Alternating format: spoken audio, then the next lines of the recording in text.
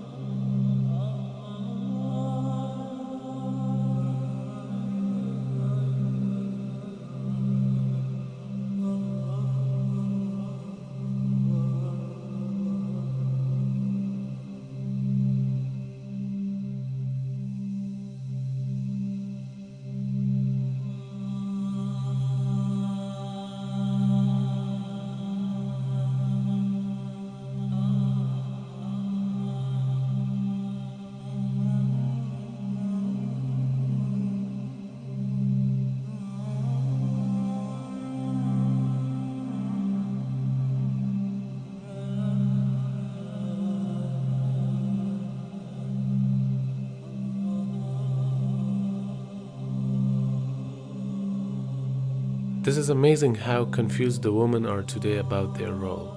And they are confused because massive efforts are being done under the name of feminism in order to cause this confusion among the people. And as a result, the marriages and families, the primary building block of social and moral order, are in shambles. Much of this is laid at the feet of feminist movement, because it has overturned the thinking of women so dramatically that they have forgotten their real precious value and important responsibilities that are given by their creator. What the public sees about the feminism is that women want equal pay and they want to be free from certain social strictures. And we may think it's a movement for stopping violence against women, but the real agenda is much more serious.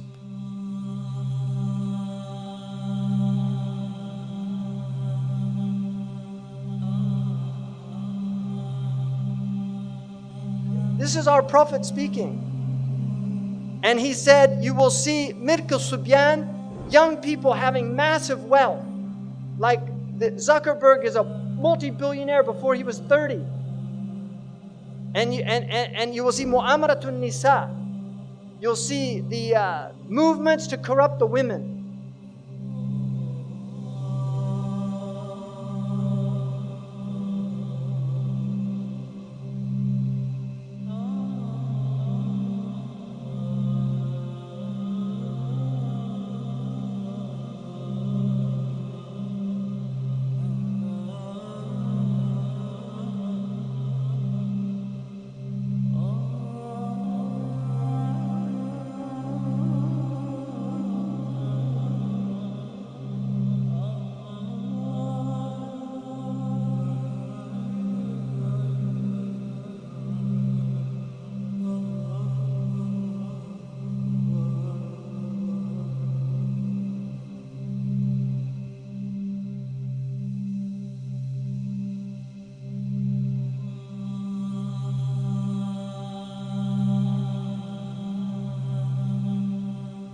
Well, one of the things they told me was that he was at the house one night, and we were talking, and he started laughing. He said, "Aaron, what do you think women's liberation was about?" And I said, I had pretty conventional thinking about it at that point. I said, I think it's about women having the right to work, getting equal pay with men, just like they won the right to vote, you know? And he started to laugh. He said, "You're an idiot." And I said, "Why am I an idiot?" He said, let me tell you what that was about. We, the Rockefellers, funded that. We funded Women's Lib, you know? And we're the ones who got all over the newspapers and television, the Rockefeller Foundation. He says, and you want to know why? He says, there were two primary reasons. And they were, one reason was we couldn't tax half the population before Women's Lib. And the second reason was, now we get the kids in school at an early age. We can indoctrinate the kids how to think. It breaks up the family.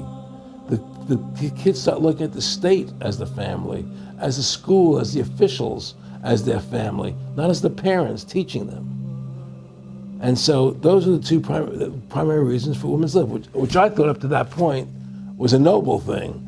You know, when I saw their intentions behind it, where they were coming from when they created it, the thought of it, I saw the evil behind what I thought was a noble venture. Aaron, did you know that Gloria Steinem, in one of her own books, now admits the CIA funded Miss Magazine? No, I had no idea about that. No, I never heard that. Yeah, we're gonna. CIA funded Miss Magazine? Funded Miss Magazine with the stated goal of detaxing women and breaking up the family. No kidding. I never heard that. Well, Nick told me. I mean, I know it, but not because I know the CIA was involved in it. Well, Gloria Steinem was proud of it. Oh, the CIA wanted to help me help women. No kidding. So they funded it, yeah. And of course, it's divide and conquer. Right, and of course. What they do is they focus in, obviously, on real problems. Women were getting shafted in many ways, but the elite wasn't planning to help them. They were planning to really shaft them and take men away from them. The reason we have to take this movement seriously is because they constitute fortress. They constitute the speculations, the ideologies, the proud intellectualism that's erected in our society and has a formidable place. They're influencing the law, they're influencing the courts, and they have a massive influence on education. All you have to do is realize that this is how the university system thinks. That's where the school teachers are all trained, and you see how it filters all the way down through the educational system. They try to create laws, and we have to live by the laws that are obliterating all sense of moral and religious views. And their ideas are being taught through every possible medium, whether it's educational system or entertainment. And as a result, we have a brainwashed society which is following their evil ideologies.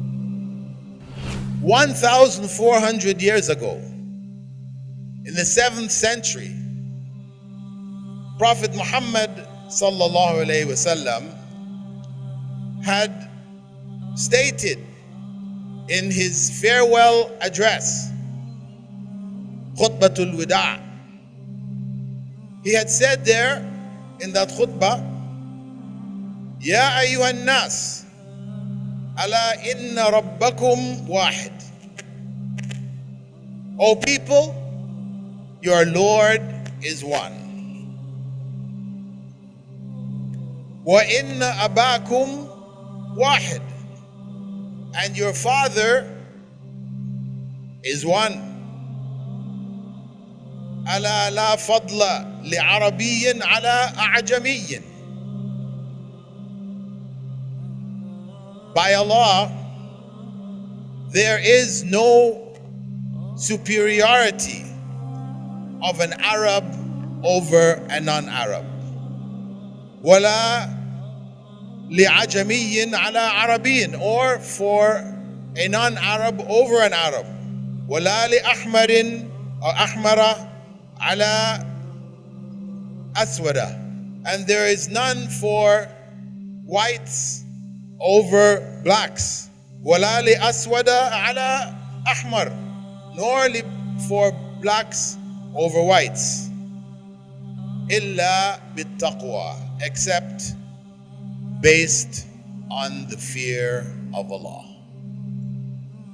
This statement 1,400 years ago is a statement of civil rights, a statement of equality, which was only reached by Western civilization in the 19th and 20th centuries. So we have a different background. Our laws are divinely revealed laws, revealed by the creator of this world and everything in it. That khutbah or speech which Prophet Muhammad ﷺ gave as his farewell speech 1,400 years ago, you will not find in any civilization from the 7th century all the way up until the 20th century where a clear statement of equality and opposition to nationalism and tribalism is there. You will not find it. No matter how hard you search in all of the European countries, countries of the Far East, Near East, it's not there. And the reason why it was there at a time when nowhere else in the world was this said is because it is revelation from Allah subhanahu wa ta'ala. That's why it could be found 1,400 years ago when nobody in the rest of the world was thinking about this. So when we look at the issues of feminism, we have to look at them from this perspective, that Islam has already given us the foundations for women's rights. They're all there. Women's rights which benefit them, they're all there. No ideology, no political movement, no army, no civilization, no culture has ever given women rights on the ground like Islam gave. Women were being buried alive, the young girls were being killed in infancy. There was no rights. Women were chattel in all societies, including European society. They were slaves. They could be bought and sold. They had no rights. They could be killed. And then when Islam came, it gave them equal rights under the law. It also showed clearly that a woman has a soul. Now this might sound strange. And Allah subhanahu wa ta'ala tells us, Kullu nafsin bima kasabat rahina. Every soul will be held responsible for its deeds. Now that might sound strange. Why are we saying women have a soul? We understand that. But the Christian church in the 20th century was asked, do women have souls? And many of the priests and ministers said, no. They're soulless creatures. Up until the 20th century. Islam also gave property rights to women. That she can have her own property. That the mahar, this dowry, which is supposed to be an amount of wealth that has some meaning to it, not necessarily something just symbolic, not a trifling thing, not a bribe for the father, but something which is of meaning. That is the property of the woman. And Islam established these property rights. And so, up until today, she has the right to her own property. And she has the right for her own bank account. She doesn't have to put her money in her husband's account. It also said she doesn't have to take the name of her husband. She keeps her own family name. She has her own father and her own mother. But the reality is, the constant stress in this is on independence. That these are two individuals who are married together, zawjain. When zawj is being used, it is a companion. It is zawjain, two companions who complement each other, whose qualities should not be struggling and fighting against each other, but should be complementing each other.